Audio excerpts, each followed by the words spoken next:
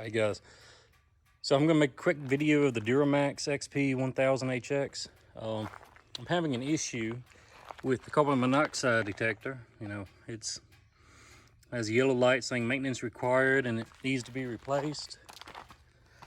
And fortunately, if you're anywhere, and this is it right here, and you can see how it's cracked and busted.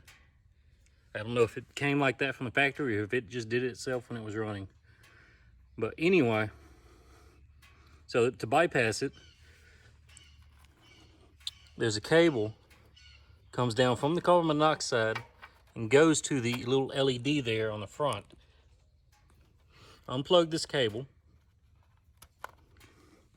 So I took me a little bread tie for demonstration purposes and put them in the pins, the brown and the black pin, and white is still not connected to anything, but it will run, it will bypass it.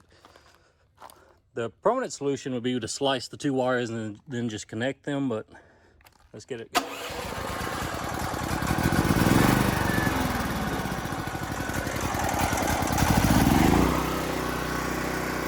Runs great. Thanks for watching. I hope this helps you. Make sure to use your common sense and don't put the generator in any enclosed spaces where that carbon monoxide detector could have saved your life. Thanks, guys.